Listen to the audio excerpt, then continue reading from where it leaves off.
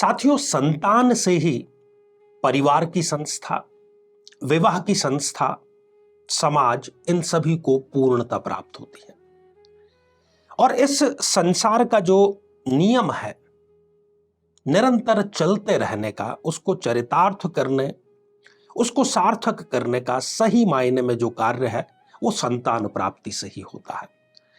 परंतु यदि विवाह के 2, 3 या इससे अधिक वर्ष बीत जाने के बावजूद भी संतान नहीं हो पा रही है तो कहीं ना कहीं ये चिंता का विषय जरूर होता है। और जैसे ही इतना अधिक समय बीत जाने के बावजूद भी संतान की जो किलकारी है वो यदि नहीं गूंजती है तो व्यक्ति डॉक्टर्स के पास में, एस्ट्रोलॉजर के पास में, मंदिर में, मज़ारों पर, अन्य जितने भी उसके आस्था के स्थल हैं वहां पर चक्कर लगाना प्रारंभ करता है।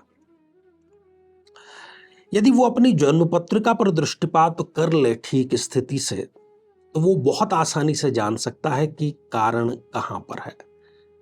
और बहुत बड़ी गलती हम ये करते हैं कि जब कुंडली मिलान का, जब विवाह का समय होता है तब संतान पक्ष को जितनी गहराई से मिलाना चाहिए वो हम नहीं मिला पाते हैं। और संतान चूंकि पति और पत्नी दोनों के सम्मेलन से ही होती है, इसलिए दोनों की स्थिति देख पाना बहुत जरूरी है। आज एक वृषभ लग्न की जन्म पत्रिका में हम जानेंगे कि क्यों एक कन्या को संतान से वंचित रहना पड़ा। आइए विस्तार से उसकी कुंडली का विश्लेषण करते हैं, कारण जानते हैं।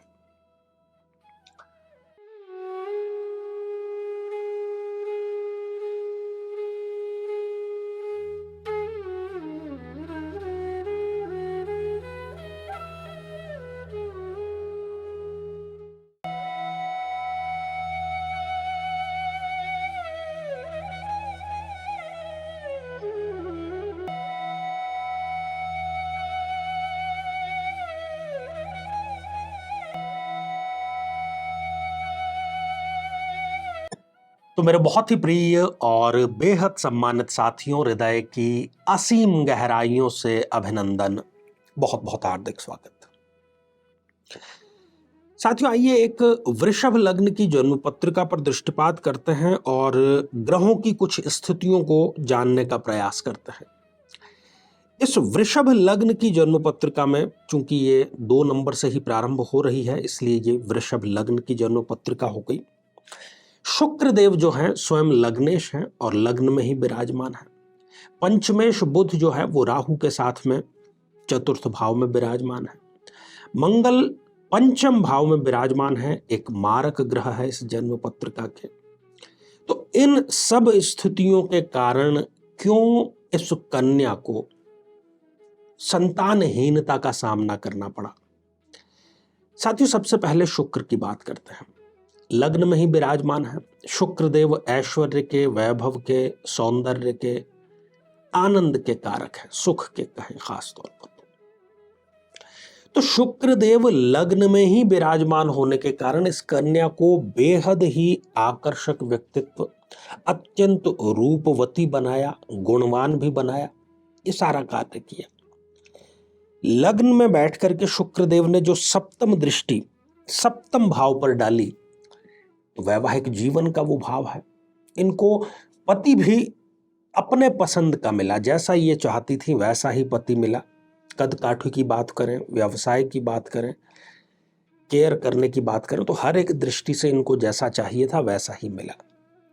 2 साल तक सब कुछ ठीक भी रहा, दाम्पत्य का भी इन्होंने आनंद लिया। परंतु 2 साल के लगातार प्रयास के बावजूद भी जब इनको संतति की प्राप्ति नहीं हुई तब ये थोड़ा सा इनके लिए चिंता का विषय बना। और फिर जो पति और पत्नी के बीच में संबंध होने चाहिए, उन संबंधों में भी कहीं ना कहीं खटास जो है वो आना शुरू हो गया। कारण क्या है? तो पंचम भाव, जहां से कि हम संतान के बारे में, गर्भ अवस्था के बारे में, गर्भाधान के बारे में, इन सब चीजों पर चर्चा करते हैं, वहां यदि आप दृष्टिपात करेंगे तो देखेंगे कि इस जन्म पत्रिका का एक प्रबलतम मारक ग्रह मंगल पंचम भाव में विराजमान है। तो यहां पर बैठे हुए मंगल देव ने इनको कभी गर्भवती होने ही नहीं दिया। आमतौर पर यह गर्भपात का कारण बनता है, परंतु इनको गर्भ धारण ही नहीं करने दिया। डॉक्टर पर बेतहाशा खर्च किया, क्योंकि ये व्यय भाव का भी लॉर्ड है मंगल देव। तो संतान प्राप्ति के लिए जितने तरीके हो सकते हैं, इलाज के जितने मोड्स हो सकते हैं, वो सब इन्होंने अपनी तरफ से करने का प्रयास किया और बड़ी धनराशि इन्होंने संतान प्राप्ति के लिए खर्च की। मंगल इस जन्म पत्रिका में सप्तमेश भी है, मारक है। सप्तमेश होकर के पंचम भाव में विराजमान हुआ तो उसने संतान के मुद्दे पर पति और पत्नी के बीच में बहुत अधिक तकरार की स्थिति उत्पन्न कर दी, जो कि एक जाहिर सी बात है। यहां बैठे हुए मंगल देव अपनी चौथी दृष्टि से अष्टम भाव को देखने का कार्य कर रहे हैं, जो कि ससुराल पक्ष का भाव है। अब 3-4 साल यदि संतान नहीं होगी तो स्वाभाविक सी बात है कि ससुराल पक्ष से भी इनकी अनबन जरूर होगी, और जो कि होके रही। मंगल देव यहां से बैठ करके जो सप्तम दृष्टि से लाभ भाव को देखने का कार्य कर रहे हैं, ये सबसे पहले इन्होंने अपने आप को दुनिया से काट लेने का कार्य किया। जैसे ही इनको ये पता लगा कि अब संतान मुझे नहीं हो सकती, बहुत मुश्किल से होगी, तो इन्होंने लोगों से मिलना जुलना बंद कर दिया। जो इनकी सहेलियां थी, रिश्तेदार थे, उनसे भी बातचीत करना बंद कर दिया और अपने आप को नेपथ्य में, एकांत में रखने का कार्य इन्होंने इस मंगल के कारण करना प्रारंभ कर दिया। फिर एक और कारण यहां पर संतानहीनता के लिए जो है स्पष्ट रूप से उत्तरदायी है, वो है पंचमेश बुध। बुध जाकर के राहुदेव के साथ में विराजमान है। हालांकि बुध इस जन्म पत्रिका में योग कारक है, परंतु मैं बार बार आपको याद दिलाता हूं कि योग कारक ग्रह भी यदि उसकी स्थापना ठीक नहीं है तो वो रिजल्ट प्रदान नहीं करता है। ऐसा ही पंचमेश बुध के साथ में हुआ। राहु से युत होकर के वो अपना रिजल्ट प्रदान नहीं कर पा रहा है, बल्कि इनके नाम से जो भी प्रॉपर्टी इनके पति ने खरीदी थी उनमें पैसा फंस गया, और ये भी एक मुद्दा था पति के साथ में अनबन हो जाने का। साथियों, और खासतौर पर बहनों को ये मैं कहना चाहूंगा कि कुंडली अवश्य अवश्य और अवश्य मिला करके आप जन्म पत्रिका का पूर्ण मिलान करके, न केवल गुण मिलान करके बल्कि पूर्ण मिलान करके विवाह संपन्न करें, ताकि इस प्रकार की स्थिति उत्पन्न न हो। और ये ज्योतिषी का उत्तरदायित्व होता है कि वो जब उसके समक्ष दो भावी जीवन साथी की जन्म पत्रिका आती है तो उसको हर एक दृष्टिकोण से कुंडली मिलान करनी चाहिए, जल्दबाजी नहीं करनी चाहिए, क्योंकि इसका जो भुगतान है फिर आगे चल करके जो पति पत्नी है वो ही भुगतते हैं।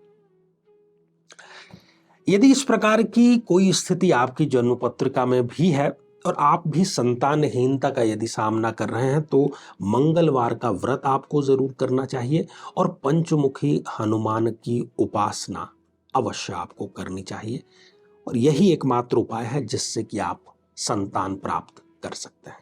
जीवन में किसी समस्या का सामना कर रहे हैं, जैसे कि शादी में देरी होना, पति पत्नी में मनमुटाव या तलाक तक की नौबत आ जाना, संतान का प्राप्त न हो पाना, नौकरी या धन प्राप्ति में बाधा आना, जीवन के प्रत्येक क्षेत्र में किसी न किसी प्रकार की बाधा आना, तो आज ही अपनी जन्म पत्रिका का संपूर्ण विश्लेषण करवाएं और पाएं समस्या से सदैव के लिए मुक्ति। तो आइए साथियों, अब हम बढ़ते हैं आज के हमारे कमेंट के चरण की तरफ। और पहला ही कमेंट पिंकी शर्मा जी ने लिख भेजा है, गुरुजी लेडीज 36 दिन लगातार नहीं कर सकती तो क्या करें? तो उन दिनों को छोड़ करके फिर लगातार करें, इसी प्रकार से 36 दिन पूरे करने होंगे आपको। अगला कमेंट प्रेम विश्वास जी ने लिख भेजा है, जय गुरुदेव। प्रेम विश्वास जी, आशीर्वाद हृदय की असीम गहराइयों से। और अगला कमेंट ललिता शर्मा जी ने लिख भेजा है, कौन सा पाठ करना है जी? 1 से 13 तक है पाठ, तो कौन सा पाठ? आपको सिद्ध कुंजिका स्तोत्र का पाठ जरूर करना चाहिए। साथियों, आज के लिए केवल इतना ही, और इसी मंगल कामना के साथ में कि आप सभी स्वस्थ, समृद्ध और शांतिपूर्वक जीवन व्यतीत करें। नमस्कार।